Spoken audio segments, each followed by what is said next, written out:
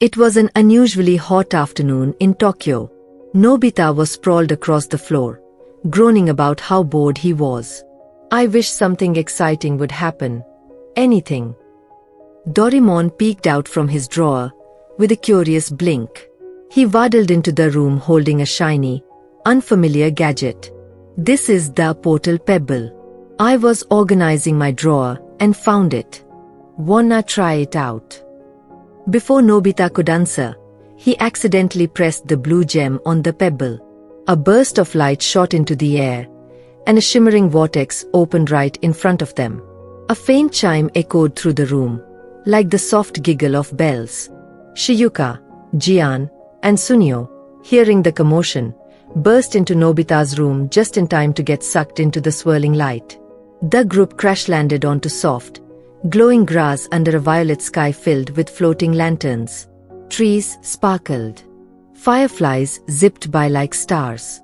A small fairy girl with shimmering pink wings and silvery blue hair flew toward them, eyes wide. "You not from here," she whispered. "But we have been waiting for help." Her name was Lira, a young fairy apprentice of the Moonlight Circle. Lira led them to the fairy queen, whose once radiant wings were now dull and cracked like old glass. "Our realm is powered by belief and joy," the queen murmured.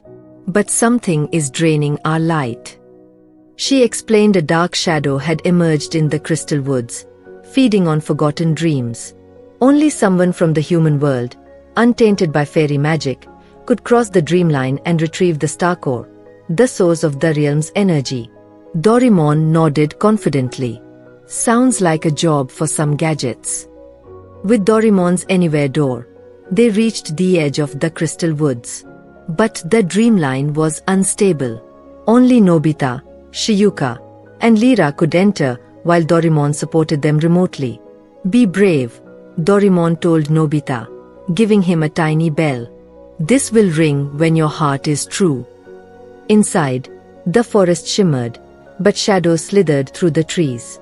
To pass the dreamline, they faced magical trials. Nobita had to face his greatest fear, being alone and forgotten. He wandered through illusions of empty classrooms, his friends gone. "You are not alone," whispered Lira, placing a hand on his. As he held the bell, it rang clear and true. The illusion shattered. Shizuka was tested with kindness. She had to choose between rescuing a trapped bird or pushing forward. She helped the bird. It transformed into a light spirit and guided them ahead.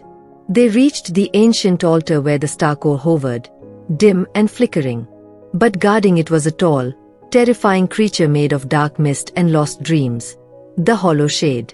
Lira's wings flickered with fear, but Nobita stepped forward. "You are made of forgotten things, right? But we remember what matters." He tossed a Doraemon gadget, the memory projector, which shone their happiest moments together. Laughter filled the space. The creature groaned, shrank, and finally dissolved into sparkles. The star core pulsed with new light. Back at the fairy palace, the star core restored light to the realm. The queen's wings glowed again, brighter than ever. "You have brought life back to us," she said, and reminded us that belief lives in even the silliest of places. Lira hugged Nobita and gave him a tiny crystal feather. "For when you forget how magical you are."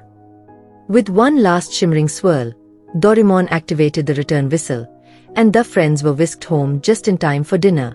As Nobita sat in his room, the feather glowed softly on his desk. Maybe, just maybe, fairy tales were real, and they had been part of one.